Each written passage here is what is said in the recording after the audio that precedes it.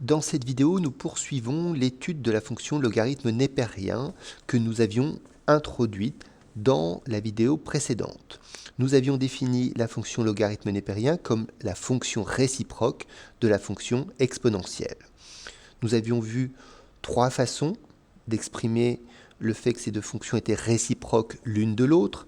D'abord en se disant que la fonction logarithme, c'est celle qui permet de faire le chemin dans un sens, et la fonction exponentielle, c'est celle qui permet de faire le chemin dans l'autre sens, et inversement. La façon algébrique d'exprimer ça, c'est de dire que ln de exponentielle de x, c'est égal à x, exponentielle de ln de x, c'est égal à x aussi, en faisant attention au x dont on parle à chaque fois pour chacune des formules. Et puis, la fonction ln, c'est celle qui nous permet de résoudre des fonctions, des équations liées à la fonction exponentielle. Et on verra que l'inverse c'est vrai aussi. Si on a à résoudre des fonctions avec ln, on va utiliser la fonction exponentielle pour les résoudre. Alors, on va voir quelques applications de la fonction ln pour résoudre des problèmes que nous avions déjà précédemment avec la fonction exponentielle, mais que nous ne savions pas résoudre. Donc, un premier exemple, résolvons l'équation 13 moins 2 exponentielle 3 moins x est égal à 5. Donc d'abord, on va chercher à isoler l'exponentielle. Alors, ce n'est pas juste exponentielle x, c'est exponentielle de 3 moins x, mais ce n'est pas grave, on cherche à isoler l'exponentielle. On voit qu'il y a un moins devant la partie où se trouve notre variable. On va plutôt essayer d'éliminer ce moins en passant les exponentielles de l'autre côté. Et puis le 5, on va le passer à gauche. Donc on obtient, on passe le 5 de ce côté-là, donc on va obtenir 8. On passe les exponentielles de l'autre côté, on obtient 2 exponentielle 3 moins x. Ensuite, on va diviser par 2. Donc on obtient 4 est égal à exponentielle 3 moins x. Et puis, une fois qu'on est là, on va chercher à éliminer l'exponentielle. On va éliminer l'exponentielle en se disant que le 4 qui est là est une exponentielle. 4 est un nombre positif, c'est donc exponentielle de ln de 4. On fait apparaître une exponentielle en utilisant le fait que exponentielle et ln sont des fonctions qui sont réciproques l'une de l'autre. On sait que quand on a une équation où une exponentielle est égale à une exponentielle, on peut écrire que les antécédents sont égaux. C'est une propriété de la fonction exponentielle qui est liée au fait que la fonction exponentielle est strictement croissante. Nous avons réussi à éliminer les exponentielles, ce qui va nous permettre de simplifier, ça va nous permettre d'isoler x. Alors x, on a plutôt envie de le passer à gauche ici pour ne plus avoir ce moins devant x. On passe ln de 4 de l'autre et on a trouvé que x est égal à 3 moins ln de 4. On peut écrire l'ensemble solution.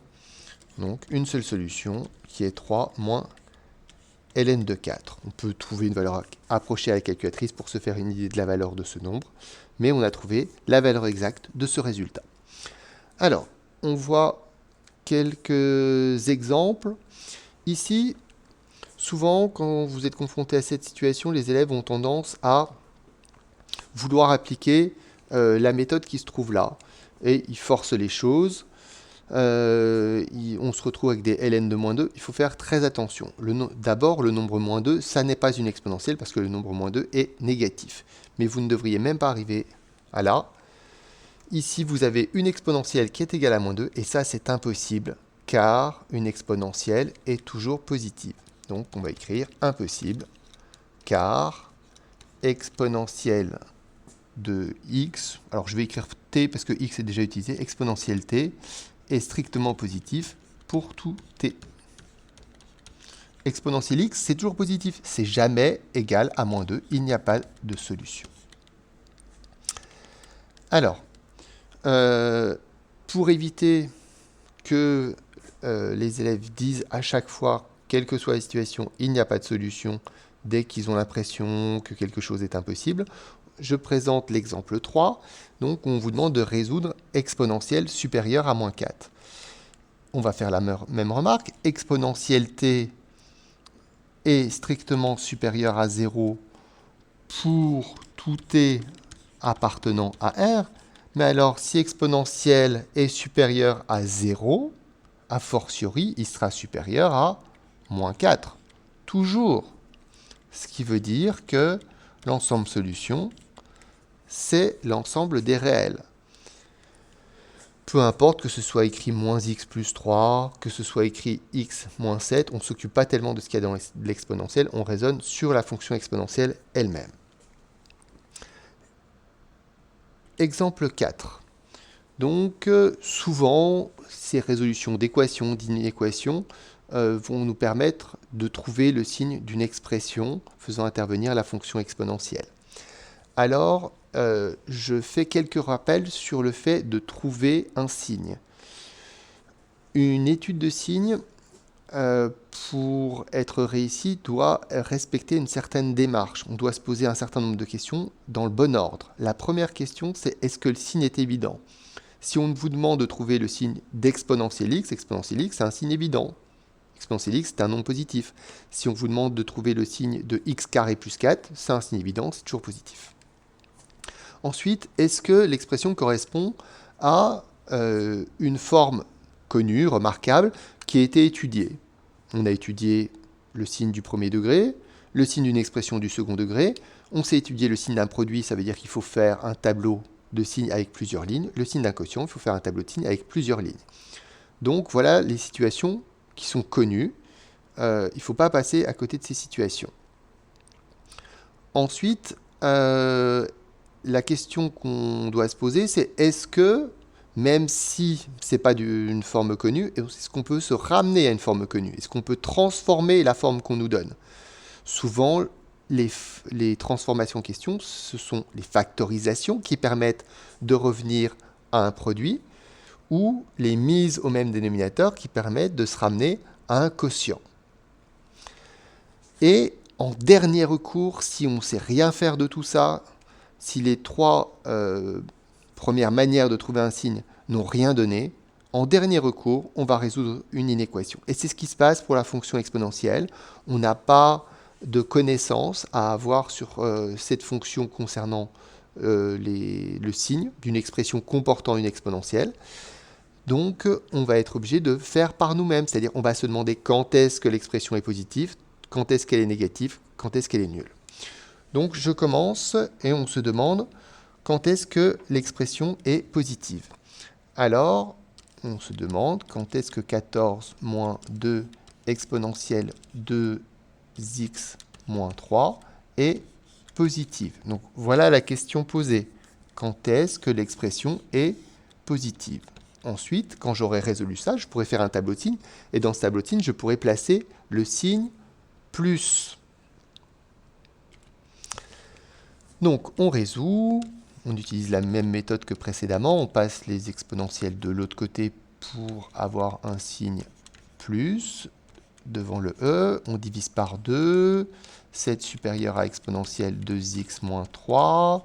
On peut écrire que 7 est une exponentielle ln de 7 supérieure à e de x moins 3. On est dans la situation où on compare deux exponentielles. On peut passer aux antécédents qui sont ici ln de 7 et 2x moins 3. Les antécédents sont rangés dans le même ordre que les exponentielles. Ça vient de la croissance de cette fonction. Ensuite, on va passer le 3 de l'autre côté et puis le 2. Donc, ça nous donne ln de 7 plus 3 sur 2. Alors, vous voyez, je fais un petit abus de notation, c'est-à-dire que quand j'ai ln de 7, je ne mets pas de parenthèse.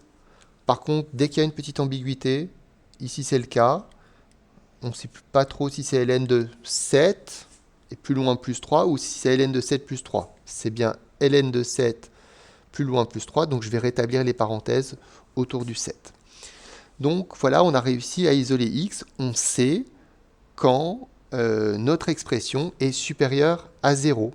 quand x est inférieur à ce nombre un petit peu compliqué, mais un nombre qu'on a quand même réussi à trouver. Alors, ceci va nous permettre d'établir le signe de l'expression. Donc, on fait un tableau de signes.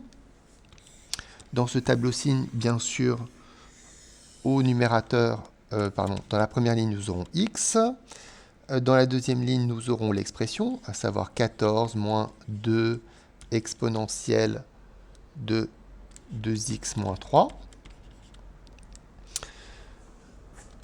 Nous avons trouvé qu'il se passait quelque chose de particulier au niveau de ln de 7 plus 3 sur 2.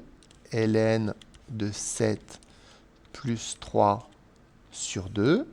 Donc, a priori, on est sur l'intervalle moins l'infini plus l'infini. Et donc, on cherche à quel endroit on va pouvoir écrire le plus dans ce tableau. Et la réponse nous est donnée là, quand x est inférieur à ln de 7 plus 3 sur 2. Alors, où se trouvent les x qui sont inférieurs à ln de 3 sur 2? Eh bien, à ln de 7 plus 3 sur 2. Les x en question se trouvent de ce côté-là. Et c'est donc bien de ce côté-là que nous allons écrire un signe plus. Donc voilà qui nous a permis de compléter en partie ce tableau de signes. Alors normalement, on devrait résoudre la même équation avec inférieur à 0 pour savoir où écrire le signe moins. Ça nous amènerait à résoudre la même inéquation, simplement avec une inégalité dans l'autre sens. Eh bien, on tolère que vous ne fassiez pas cette résolution d'inéquation qui est similaire à celle-ci. On admet que si vous avez réussi à justifier le signe plus, de la même façon, vous êtes capable de justifier le signe moins. Et on estime que vous seriez aussi capable, en écrivant égal 0, de justifier ou écrire le 0, c'est-à-dire ici. Donc, pour faire ce type de tableau de signes, on s'attend à ce que vous résolviez une inéquation. D'accord? On tolère que vous ne fassiez qu'une inéquation parmi les 3 choses qui devraient normalement être faites pour justifier complètement. Donc voilà qui termine les exemples d'application de la fonction ln au problème en exponentielle.